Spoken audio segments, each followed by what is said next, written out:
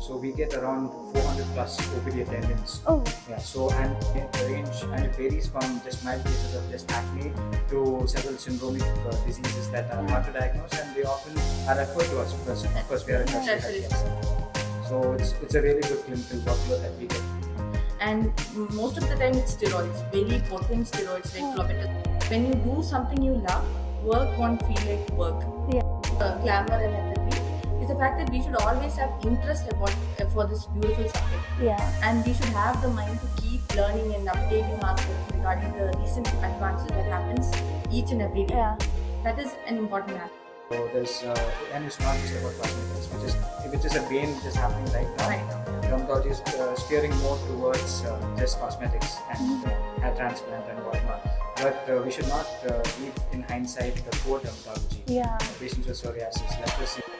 Yeah, that is so true. Like these informations are never let out unless we are speaking to actually a person who is working in the field.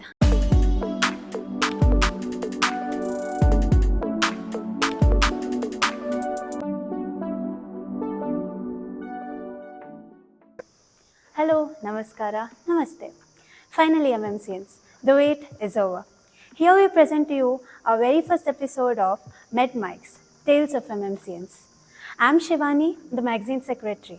Here I present to you our very first guests, Dr. Jerome and Dr. Ritu, final year postgraduates from the Department of Dermatology, MMC&RI. Hello, ma'am. Hello, sir. Hello. How do you feel to be a first guest for our podcast, ma'am and sir? We are really excited. Yes, we are the guinea pigs, so yes, we are excited to see how this pans out. And until now, you guys have just had the print media, correct? Yes, sir. So I think this is the first initiative that you're taking to make an online presence Yes, for yes, MMC. sir. So we're excited to be a part of that. Welcome, ma'am. Welcome, sir. Thank you so much. So, ma'am and sir, why did you choose MMC as your postgraduate studies? See, I always wanted to be a dermatologist. So when the NEET results were out and I secured a decent rank, I started inquiring about all the colleges, especially about their dermatology departments. And MMC was hailed by many as one among the best dermatology departments. Yeah.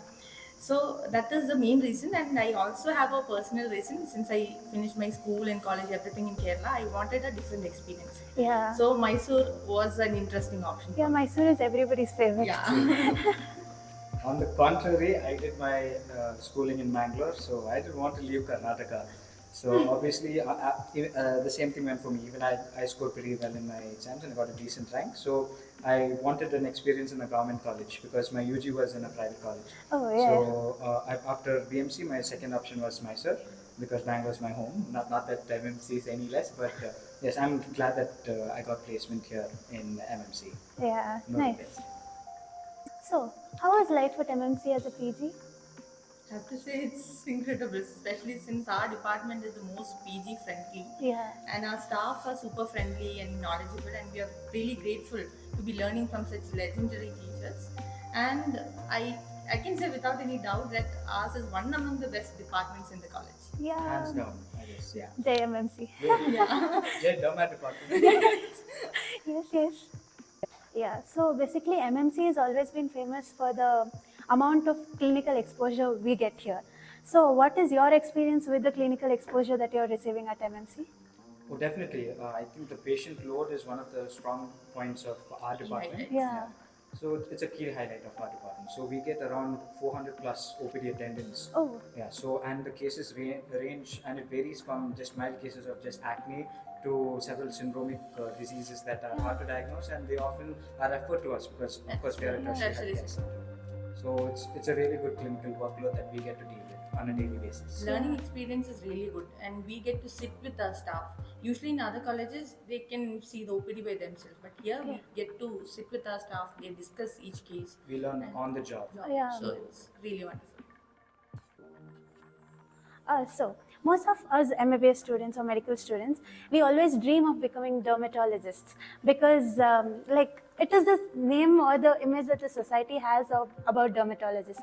So is there any advice that you would like to give to people who are interested in pursuing a career as a dermatologist?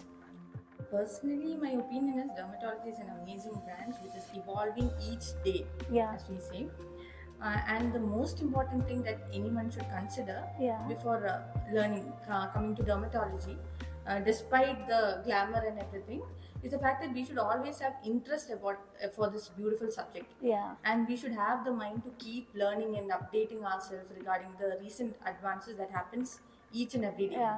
That is an important aspect. And of course, the work-life balance is almost unmatched, maybe apart from radio and maybe paraclinicals. So that is what lured me into this field mostly, not the subject per se. But of course, the subject is a wonderful subject to learn and pick up. But also, as you said, it's not just about glamour, because the skin diseases that the patients come to you with are not glamorous at all. So there's and it's not just about cosmetics, which is a bane which is happening right now. Dermatology is steering more towards just cosmetics and hair transplant and whatnot. But we should not leave in hindsight the core dermatology. Patients with psoriasis, leprosy is still a common. Core dermatology is actually our job. Correct. Dermatology, that's not something that influencers or quacks can practice. Correct. So we deal with core dermatology. Cosmetology, on the other hand, even dentists or other branches, they just take a few weeks or a few months crash course, and they end up doing the procedures that we are supposed to be doing, like laser or whatnot. Yeah, that is so true. Like, these informations are never let out unless we are speaking to actually a person who is working in the field. Okay. Would you like to share any funny or some interesting experiences that you had during your vivas or exams? I have a funny story. Actually, during our final year model exams, we had a question for surgery. It was like explain digital rectal examination. And one of my batchmates wrote it is the examination of rectum using most modern computers. When we all know it's just the examination using fingers. And the funny part is he later became a surgeon. He's a practicing surgeon now. Wow. How the turntables. Nice.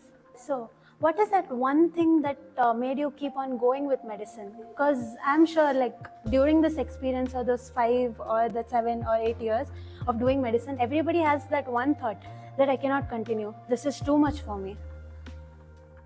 Yeah, so most of us are medicos, and we understand it's a very long drawn process. The grueling course itself that we have, 5.5 years, including 1 year of internship. And once we finish 12, we watch our peers who have done engineering, who have done other courses, and they start earning way earlier than us. And that sometimes I used to see, my own sister has done engineering, and she's doing wonderfully well. She's placed really well. She's traveling the world. So comparison is the thief of joy.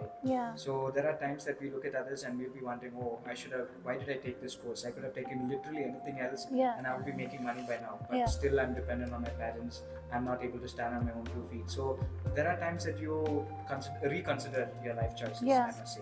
But at the same time, what kept me going is you have to remember why we started. And the reason why we took this up. It might not be just for the money or whatever, but at least one point in our lives we thought, okay, we want to contribute to society.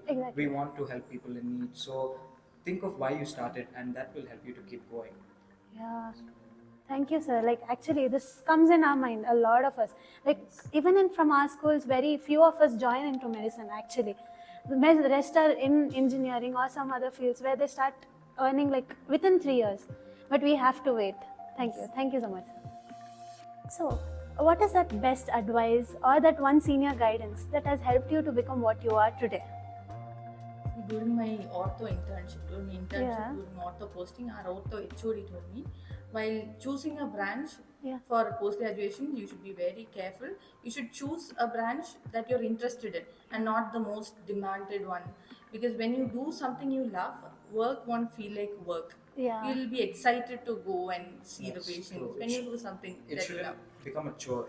Because once you finish internship, you realize that it's not a choice that you have to turn up. There are patients who are going to be depending on you. So it's not that today I want to take off, I take off. No. Of course, you have to prioritize your mental health as well, but at the same time, you're obligated to come, and patients rely on you. So it's always important to keep in mind, as she said, that branch is very important, and not just you hit a lottery, you take it.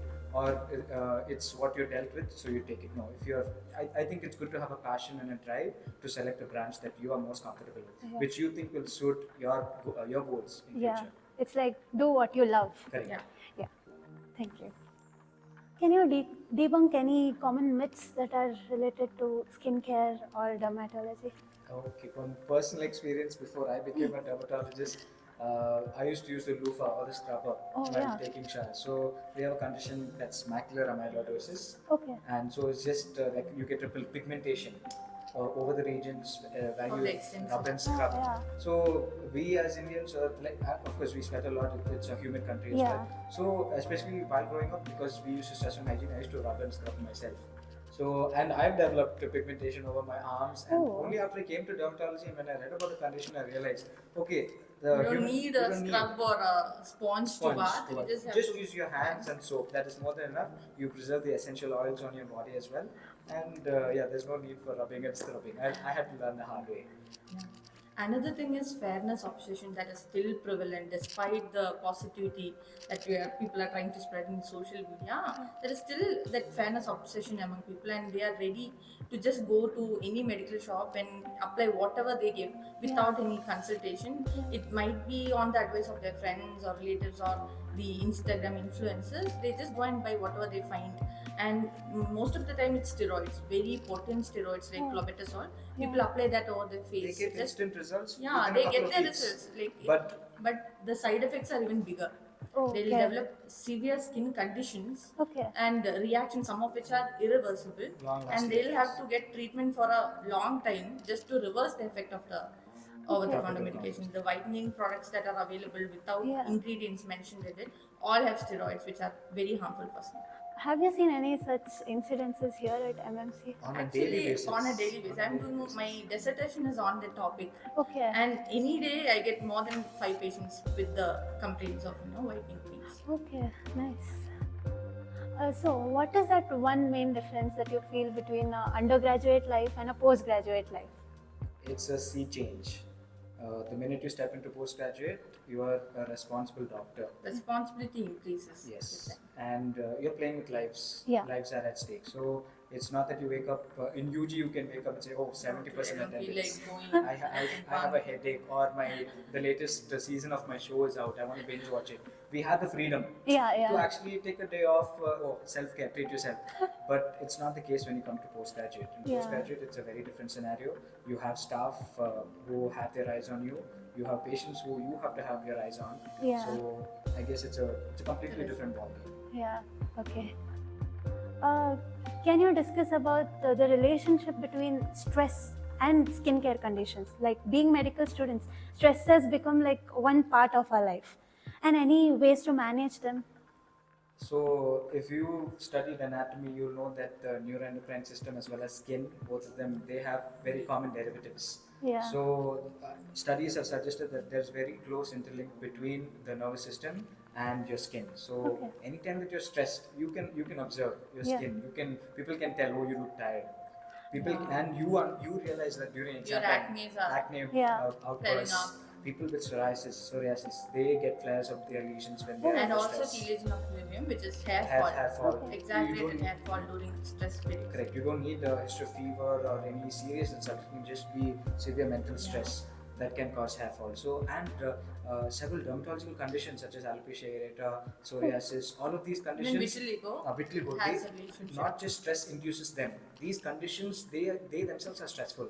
So patients are very conscious about their looks and about how it's affecting their interpersonal relationships. Stigma associated. So it's like a vicious cycle. The stress begets the disease begets stress. And it's a vicious cycle that goes on. So it's very important to take a step back. And as dermatologists, it's not just counseling about the disease, counseling about the disease condition, the complications, and the treatment and the prognosis we can expect. We should not raise the expectation of the patient. It should not be unrealistic expectations. So that is one thing that we have to deal with on a daily basis. Not just treatment, the counseling part of it. Like most of us girls, like we have that very big doubt that our hairs are falling. So it can. It's a very common condition, but it can have multiple underlying pathologies. So it's always better to have a dermatology consultation before taking any treatment. Yeah. Trust us. Yeah. So sir and ma'am, as dermatologists, What will be that one skincare tip that you'd like to share with us and our audience? I think both of us will go for the same thing. It's sunscreen. Yeah, we cannot emphasize the importance of sunscreen. It's supposed to be a cornerstone of your treatment.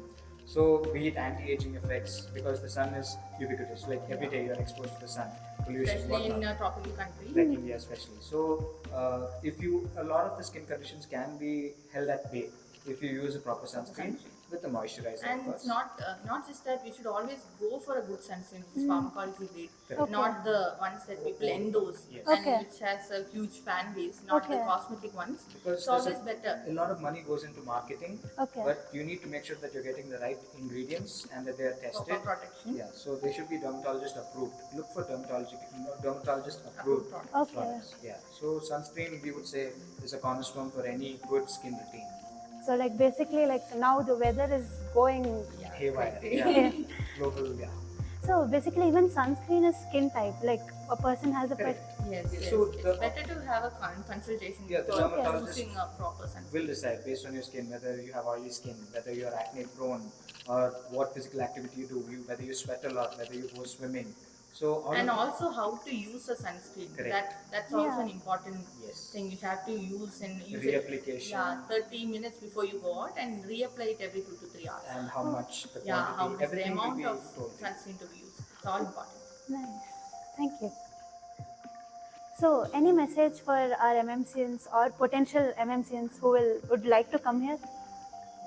As we all know, our MMC is celebrating its centennial year. Yeah. 100 years. 100 years of excellence, yes. So we are proud to be the batch that is graduating during the centennial year. So, of course, we still have a long way to go as well Yeah. with regards to certain areas, but we are doing an excellent job. And the patient flow that we have people coming from all surrounding districts. Wonderful learning experience Correct, for any student. Yeah. Any people who want to take a postgraduate, even other departments, I'm pretty sure they're also pretty good. And the staff here is very experienced and knowledgeable. Correct. Very approachable as well. Yes. So, and of course, Mysore as a city, heritage city, Yeah. there are so many It's a beautiful wonderful places place to live in. to visit. The zoo and the backwaters, and it's a lovely place. The And weather it's is connected to many correct. places. Yeah. People Easy coming from other access. states, from other cities also. The connectivity is there. You can have trips. Exactly. Yes. And for me, especially because my parents stay in Kerala, but we have a house in Bangalore as well. So Mysore is bang in the center. Yeah. So either ways, it just takes a couple of hours on either way. So Mysore as a place is lovely. It's a lovely place. Good place to explore. MMC as a college and a hospital, we are very proud to be part of it. Yeah. Thank you, sir. Hope you enjoyed our. Sure. Thank you Podcast. for having us. Yeah. Thank you for having us. Thank you. Thank you, sir. That's it. It's good. Yes.